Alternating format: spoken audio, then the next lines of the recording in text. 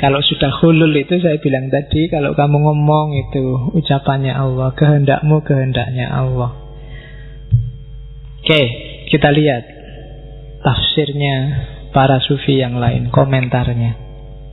Katanya Ghazali, perkataannya Al-Hallaj itu karena sudah saking cintanya pada Allah. Cinta itu kalau sudah sangat mendalam, antara pecinta dan yang dicintai itu pasti jadi satu. Ya, kapan-kapan kita bikin sesi filsafat cinta. Ya, syaratnya yang jomblo sudah harus punya pacar. Yo, ngapain belajar filsafat cinta mau si jomblo? Jadi kalau cinta sudah sangat mendalam itu jadi satu, keluar satu kata, engkaulah satu-satunya, engkaulah hidupku, kan gitu kamu lagu-lagu itu kan, engkaulah segalanya, kan selalu begitu. Dan itu normal katanya Ghazali. Orang satu-satunya, dan memang jatuh cinta paling tinggi kan pada Allah. Berarti makomnya Al-Hallaj memang dia jatuh cinta yang paling tinggi.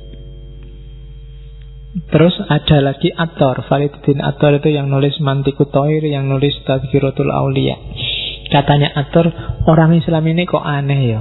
Wong ada manusia jelas sufi, makomnya puncak, bilang anak al-haq kok dianggap salah. Sementara Al-Quran itu kan ada ketika Nabi Musa nyari Allah, terus ada naik ke atas gunung, ada semak-semak kebakar yang bilang akulah Allah. Maka komentarnya Attar, saya heran kita bisa menerima ada semak belukar terbakar yang bilang aku Allah, dan terus kita percaya wong di Quran bilang gitu memang. Tapi ucapannya Al-Hallaj yang wali kok tidak kita terima. Kenapa kamu percaya bahwa semak ini bilang anak Allah? Karena kamu percaya bahwa Allah tajalli di situ. Lawong pada semak-semak aja bisa, apalagi pada manusia. Itu maunya Attar. Jadi sangat mungkin, gak masalah.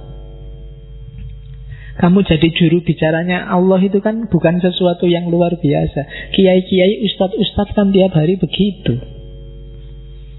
Mulutnya kan dia bilang ini Allah loh yang bilang, kan gitu. Ya kan? Loh, orang yang ngomong gitu kok enggak kamu tunjuk, murtad kamu, kafir kamu. Kok berani bilang kamu itu Allah? Ya kan? Ini perintah Allah, ini kehendaknya Allah, ini ucapannya Allah sendiri, loh yang ngomong dia. Kok berani-beraninya atas nama Allah? Itu yang sebenarnya mau dikritikkan oleh Attar. Mbok yang konsisten. Wong yo semak-semak kita percaya. Ada orang ngamuk bawa pentung bilang ini perintahnya Allah, kita percaya. Kok Al-Hallaj bilang kita anggap murtad. Nah, itu komentarnya Attar. Ada lagi komentarnya Sirhindi, Ahmad Sirhindi. Ini mursyidnya Tarekat Naqsabandiyah dari India. Dia digelari wali abad milenium kedua. Dia lahir, saya lupa, sekitar tahun 500-an. Menjelajahi banyak sekali tarekat, meskipun jatuhnya terakhir di Naqsabandiyah. Katanya Ahmad Sirhindi, maksudnya Al-Hallaj itu bukan akulah Allah atau akulah kebenaran. Maksudnya bukan pada ananya. Maksudnya apa? Maksudnya aku tiada, hanya Allah lah yang ada satu-satunya. Orang jadi marah karena lihat ananya. Perhatikan bukan ananya, tapi al-haqnya. Jadi itu sebenarnya Al-Hallaj ingin menyangkal dirinya, bukan ingin ngaku dirinya Tuhan, tapi ingin buang dirinya, ingin membunuh dirinya sendiri. Jadi anak al-haq itu berarti aku itu sudah tidak penting, aku itu sudah hilang, aku itu sudah tidak ada. Hanya Allah yang ada, Allah yang penting. Jadi itu penyangkalan diri. Tanpa ini tauhid kita nggak akan puncak. La ilaha illallahnya nggak utuh. Nah itu komentarnya Ahmad Sirhindi.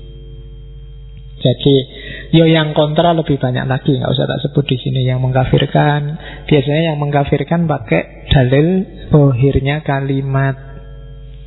Jadi ngomong akulah kebenaran, terus wah berarti ngaku Tuhan. Tuhan kan tidak di situ, Tuhan di sana. Berarti kamu musyrik, murtad berarti harus dibunuh. Jadi logikanya simpel. Jadi lihat zahirnya. Oke. Terus teori kedua, Hulul sudah ya, Anak Al-Haq sudah. Sekarang teori ketiga, Nur Muhammad. Jadi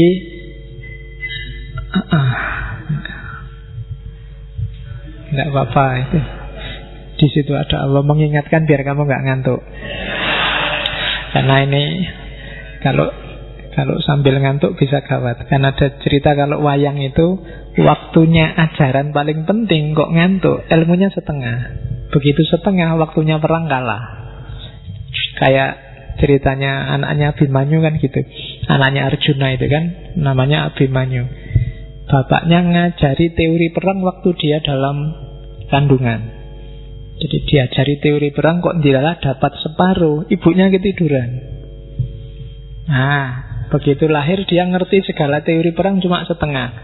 Jadi terakhir waktu ada strategi apa, pokoknya dia bilang saya bisa masuk tapi tidak bisa keluar. Akhirnya kan dia tewas di keroyok Kurawa yang banyak itu karena mendengarkannya cuma setengah. Jadi kamu tidak boleh ngantuk. Kalau filosof barat boleh ngantuk, kalau ini tidak boleh. Kalau setengah kalau setengah gawat, nanti kamu ceritanya setengah. Jadi Nur Muhammad itu, ini kalau bahasa lainnya namanya Muhammad yang spiritual. Makhluk pertama yang melimpah dari Allah. Ya disebutnya Muhammad oleh para wali, cahaya Muhammad. Dan inilah sumber segala pengetahuan, sumber segala makrifat, sumbernya cahaya yang melimpah. Dalam diri setiap makhluk ada kandungan nurnya masing-masing. Semakin dia jauh dari pusatnya cahaya, ya semakin redup sinarnya. Jadi sinar ini namanya Nur Muhammad. Cahaya ini diwarisi para nabi, dibawa para wali, dilanjutkan para ulama. Dalam dirimu juga ada, cuma intensitasnya mungkin tidak besar. Ya besarkan sendiri. Dengan cara apa? Mendekati cahaya. Bahkan kalau kamu bisa bersatu dengan Nur Muhammad, disitulah kamu mengalami hulul. Karena tidak mungkin kamu mencapai Nur Muhammad kalau masih terkungkung oleh nasud, sifat kemanusiaan. Jadi cahaya yang tadi Allah bilang wa nafakha fihi min ruhi dalam dirimu, wujudnya apa? Nur Muhammad. Yang inilah nanti ketika dia hidup, dia kompatibel sama Allah sehingga Allah bisa masuk ketika dia hidup dalam dirimu. Nah, jadi ini yang dibawa oleh para nabi. Para nabi nurnya pasti besar, diwaris-wariskan terus dari para nabi terakhir Nabi Muhammad. Nah, Nur Muhammad ini sifatnya sangat spiritual. Oleh karena itu katanya Ibnu Arabi, manifestasi dari Nur Muhammad sebenarnya yang lebih sempurna ada pada Nabi Isa. Jadi Nabi Isa itu cara hidupnya kan sufi 100%. Jadi kemarin diulang lagi ya waktu ke sesinya Isa. Jadi dia mulai gaya hidup, ajaran, sampai macam-macam pernik-pernik hidupnya itu kan sufi. Maka katanya Ibnu Arabi, contoh idealnya Nur Muhammad itu Nabi Isa. Kok bukan Nabi Muhammad? Tidak. Katanya Halaj, Nabi Muhammad itu paling bagus karena dia bisa kombinasi dan bolak-balik antara sisi kemanusiaan, sisi ketuhanan demi umatnya. Jadi semua digarap oleh Nabi Muhammad karena dia menyempurnakan semuanya. Tapi khusus untuk yang manifestasi Nur Muhammad yang 100%, katanya Halaj itu Nabi Isa. Ya ndak enaknya yang ini ya dunianya dunia batin semua. Nur Muhammad itu kan memang sifatnya spiritual. spiritualitasnya sangat tinggi pasti orang yang semakin punya Nur Muhammad dalam dirinya. Para wali itu pasti besar nurnya. Nah, Nabi Muhammad juga paling besar, tapi dia juga turun kembali ke dunia, kemudian ngopeni umatnya, kadang-kadang harus ngurusi politik, jadi dimaksimalkan semuanya. Tapi kalau Isa ini batinnya saja, maka idolanya Al-Hallaj itu Nabi Isa untuk urusan Nur Muhammad. Meskipun namanya sebenarnya nama Muhammad. Nah, ini termasuk yang kamu ulang di rekaman. Jadi Nabi Isa itu rela mengorbankan diri demi cinta, hidup dalam nilai-nilai kesucian total. Oke, jadi kalau hidupmu ingin mencapai hulul tadi, mencapai puncak pengalaman ketuhanan, jangkaulah Nur Muhammad. Tadi saya bilang kan, ilmu itu cahaya, hidupmu itu dituntun oleh cahaya. Cahaya itu nanti puncaknya ya Nur Muhammad. Jadi kayak gini loh, kalau kamu ikuti kebenaran, kamu akan selangkah lebih dekat dengan Nur Muhammad. Dekat dengan Nur Muhammad berarti semakin dekat sama Allah, karena dia limpahan pertama dari Allah. Ilmumu tambah lagi, kamu semakin dekat lagi. Ilmumu tambah lagi, semakin dekat lagi. Di puncak keilmuan, itu yang namanya ma'rifat, kamu akan bersatu dengan Nur Muhammad. Itulah nanti Allah akan hulul, akan halla, akan menempat dalam dirimu. Nah, itu maunya Al-Hallaj. Jadi untuk jadi orang baik, syaratnya ilmunya harus tambah. Cahayamu akan semakin banyak. Semakin banyak ilmu, derajat. Makanya Allah bilang derajatmu akan semakin tinggi, karena nurmu semakin banyak, cahayamu. Jadi tidak usah milih-milih, kalau ilmu perbanyak aja, dan nyari ilmu yang bikin kamu semakin dekat sama Allah. Jangan nyari ilmu yang bikin kamu menjauh dari Allah. Sekarang kan banyak pengetahuan yang sebenarnya itu tidak penting, kamu tidak harus tahu, tapi kamu maksain tahu sehingga bikin kamu jauh sama Allah. Ya kamu sendiri bisa milah mana pengetahuan yang bikin kamu semakin jauh sama Allah. Ya di WA kan banyak kadang-kadang. Oke. Oh ya kan, teknik memikat lawan jenis terus di WA, terus cara kan kayak gitu banyak. Itu kalau memang kamu merasa tidak penting, tidak bikin aku tambah dekat sama Allah, mending sudahlah, nggak usah capek-capek baca yang lain. Itu nurmu akan semakin banyak, karena begitu ada sesuatu yang tadi tidak bikin kamu dekat, berarti kan lawannya bikin kamu semakin jauh. Semakin kamu jauh, semakin kamu gelap, karena semakin menjauh dari cahaya. Semakin kamu gelap, semakin kamu nggak ngerti di depanmu ini mikrofon atau laptop. Maka yang benar, yang salah kamu anggap benar, bisa benar kamu anggap salah. Dan nanti arahnya ke takholak bi ahlakillah, arahnya ke moral. Oke, jadi itu teori Nur Muhammad. Dan hampir semua sufi, baik yang wahdatul wujud, hulul ittihad, jatuhnya pada wahdatul adyan. Agama-agama itu hanya cara setiap orang untuk ketemu Tuhannya. Jadi dia tidak utama dan yang pertama. Kita lihat langsung puisinya ya. Tafakkartu fil adyani jadda tahakkukin fa'alfaituha aslan lahu sa'ban jamma fala tatlubanna lil mar'i dina fa innahu yashuddu anil aslil wasik wa innama yutolibuhu aslun yu'baru indahu jami'al ma'ali wal ma'ani fayufhima. Sesungguhnya aku telah merenung tentang agama-agama, aku temukan satu akar yang begitu banyak cabang. Jangan kau paksa orang memeluk satu agama, karena akan memalingkannya dari akarnya yang menghunjam tanah. Biarlah dia mencari akarnya, akar itu akan menyingkap seluruh keanggunan dan sejuta makna, lalu dia akan memahaminya. Balik ke sini. Katanya Al-Hallaj, agama itu skenarionya Allah. Kalian sudah diskenario untuk jadi Muslim. Yang lain memang diskenario Allah untuk jadi Kristen.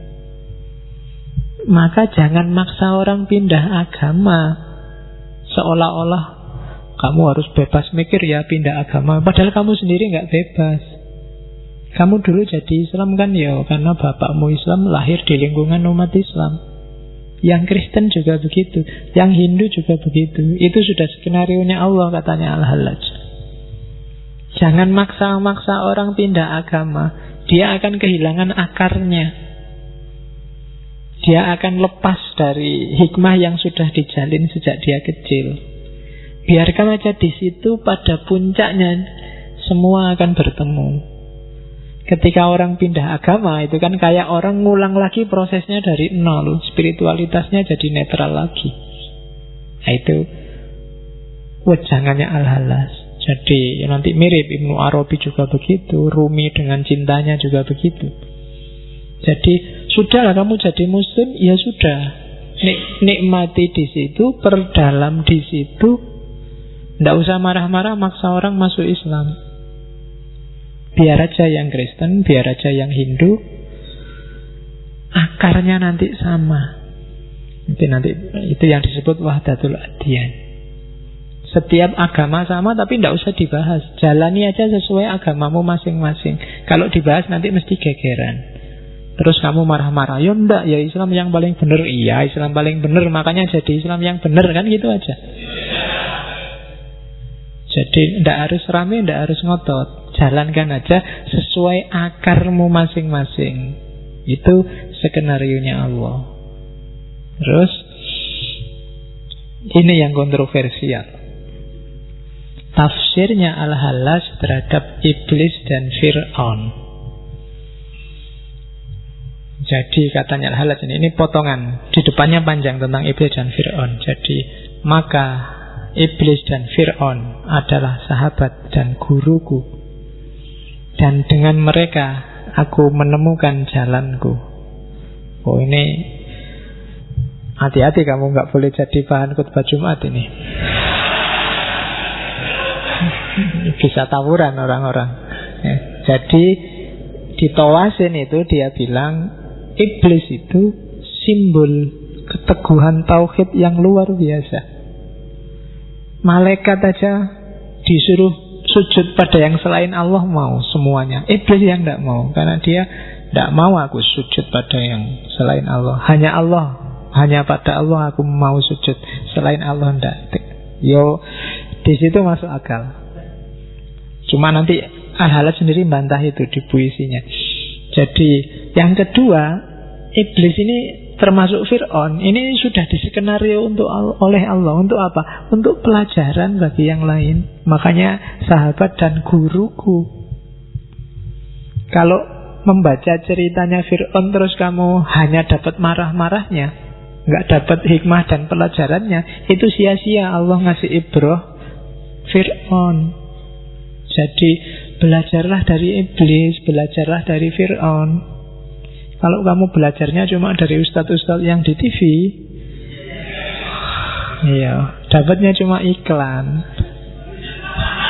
Jadi, loh iya kan, belajar, ya kan, ketauhidannya iblis, bagaimana ikhlasnya iblis, dia disuruh menyusahkan manusia sampai akhir zaman, dicaci maki setiap orang setiap hari entah berapa kali. Loh, itu kan patuh luar biasa perintahnya pada perintahnya Allah. Di sisi itunya, meskipun itu kan berat loh, luar biasa, sengsara itu, disuruh sampai kiamat pokoknya kamu dapat kerjaan menyesatkan orang. Itu kan berat loh dibandingkan berbuat baiklah, itu gampang, tapi disuruh berbuat jahat. Awas kalau kamu nggak jahat sampai akhir zaman loh. Loh itu ya berat loh, itu dari asalnya malaikat disuruh jadi jahat sampai akhir zaman itu berat. Tapi karena Allah yang nyuruh, ya ayo. Itu di sisi itunya. Katanya Al-Hallaj, di situ iblis harus jadi guru bagimu. Ya segala hal sebenarnya kan harus kamu jadikan guru. Kamu ambil hikmah, kamu ambil pelajarannya. Termasuk dari iblis, dari Fir'aun, dari PKI, dari apa. Banyak pelajaran yang bisa kamu ambil. Oke, meskipun kemudian ada cerita. Jadi waktu dia mau dieksekusi, Al-Halat sendiri cerita. Jadi waktu dia mau digantung, iblis itu datang. Katanya iblis, kok ndak adil ya? Sebenarnya engkau kan kayak aku. Engkau bilang ana al-haq, aku juga bilang aku satu-satunya kebenaran. Kan sama. Lah kok kamu disayangi Allah, aku enggak? Lah kok kamu jadi wali, aku malah jadi iblis? Katanya Al-Halat, ndak. Aku dan engkau sama-sama mengakukan diri masing-masing. Sama-sama bilang ana. Tapi waktu bilang ana, engkau masih melihat dirimu. Sementara waktu aku bilang aku, ya aku ndak ada sudah. Aku ndak lihat diriku sama sekali. Aku sudah hilang. Jadi waktu iblis membantah Allah untuk sujud pada Adam, itu dia masih mikir dirinya. Akunya iblis masih ada. Maka lahirnya jadi sombong. Makanya ilustrasinya Al-Quran ke iblis itu kan kesombongan. Bahwa engkau menciptakan dia dari tanah, sementara aku dari api. Masih ada akunya. Katanya Al-Halat, salahmu di situ, iblis.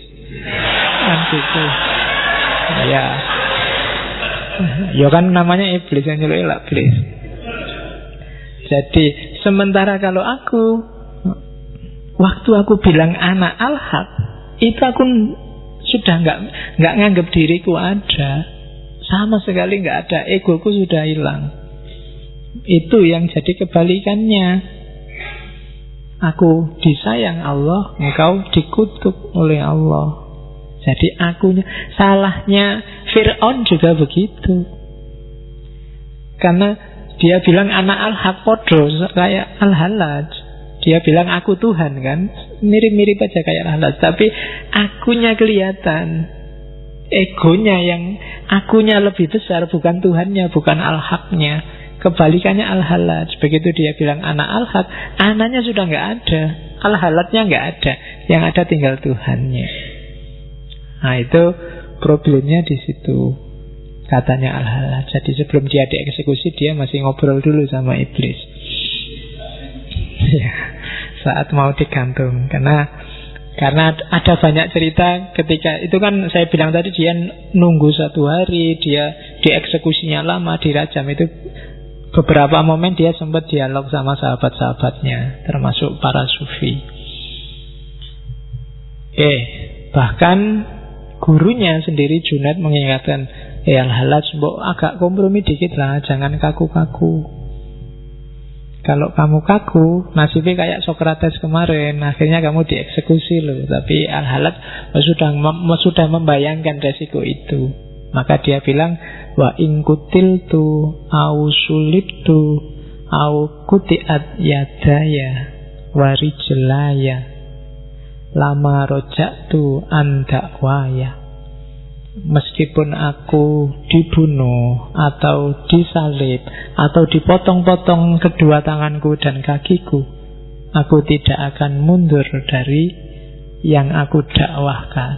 Nah, kalimatnya itu pas, karena pada akhirnya dia juga dibunuh, juga disalib, juga dipotong-potong tangan dan kakinya. Karena memang dia mungkin sudah membayangkan ceritanya akan seperti itu. Para wali kan biasanya begitu. Ghazali aja kan dulu tak ceritain gimana dia ngerti bahwa sebentar lagi aku meninggal, maka adiknya suruh beli ini kain kafan, terus dia mandi sendiri, pakai kain kafan sendiri, terus berbaring dan meninggal.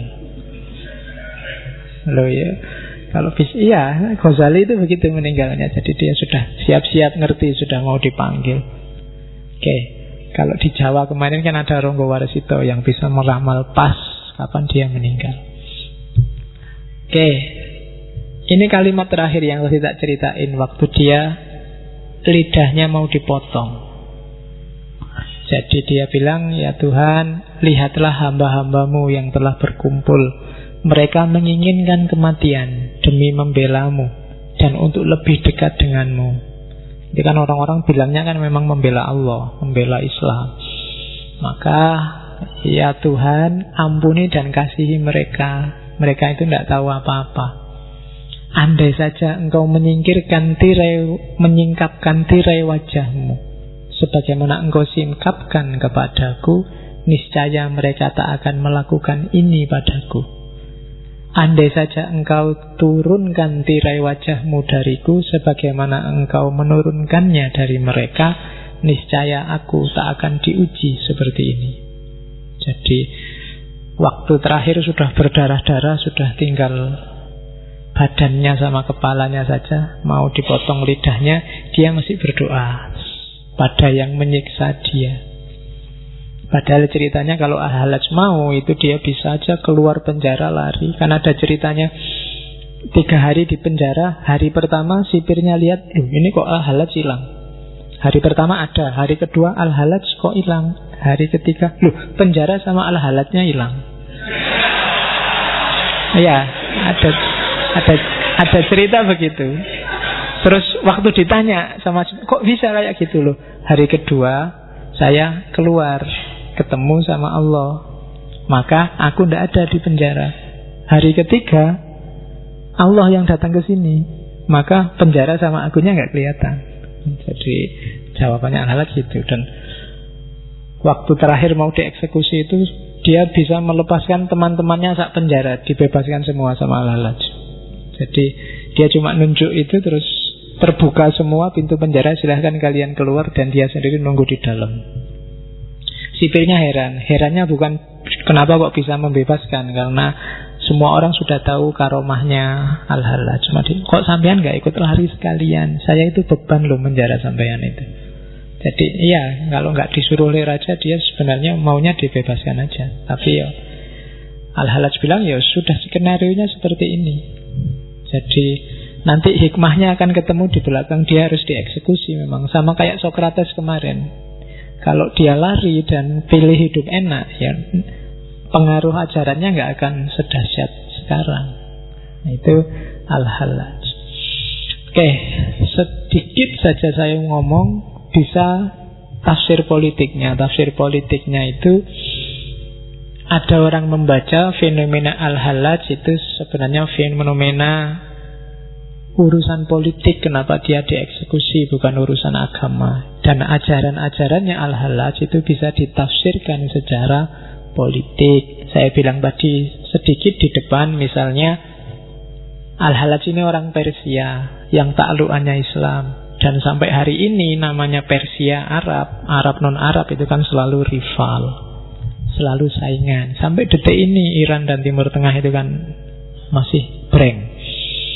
Terus zaman itu orang-orang Persia, orang taklukkan itu namanya kelompok Mawali. Jadi orang Mawali itu orang-orang mu'alaf, termasuk orang Persia yang sepinter apapun dia, sejago apapun dia, tidak akan bisa jadi pimpinan. Dia harus hanya ngawal, hanya jadi pegawainya orang-orang Arab zaman itu. Dan dianggap, karena dianggap tidak pinter agama, dia harus bayar pajak kayak kafir zimmi, dan tidak boleh menduduki jabatan. Akhirnya apa? Ajarannya Al-Hallaj bisa dibaca semacam ini. Hulul itu berarti kayak tadi, setiap manusia punya hak untuk ketemu dengan Allah. Kesetaraan, tidak harus Arab dan non-Arab, tidak harus mayoritas dan minoritas.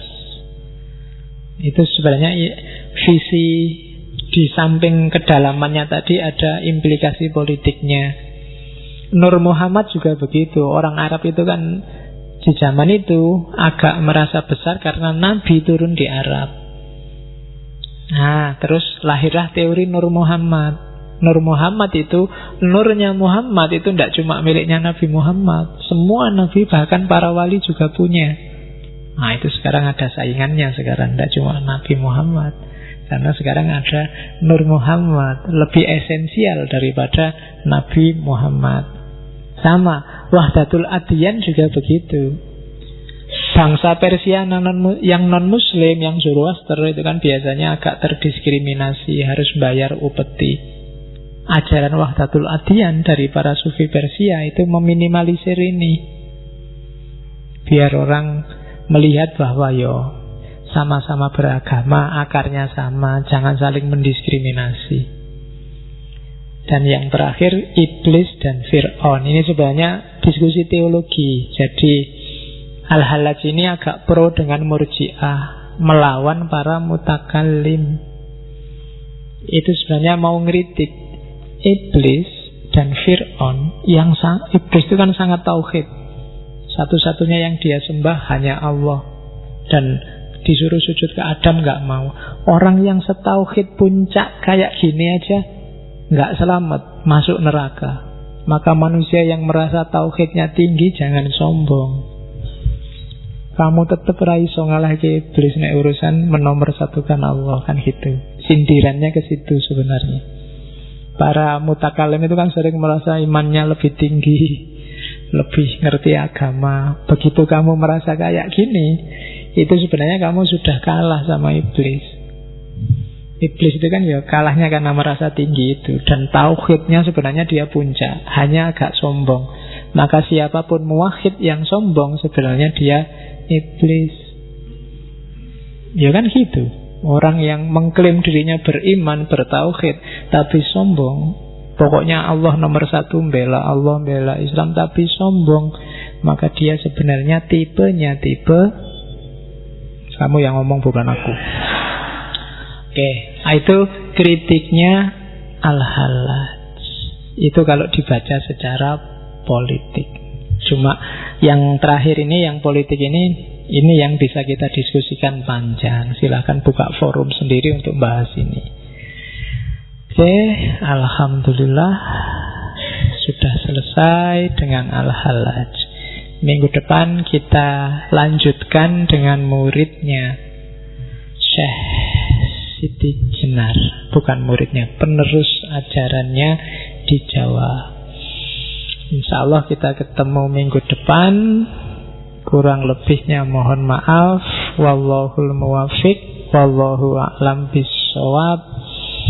Wassalamualaikum warahmatullahi wabarakatuh.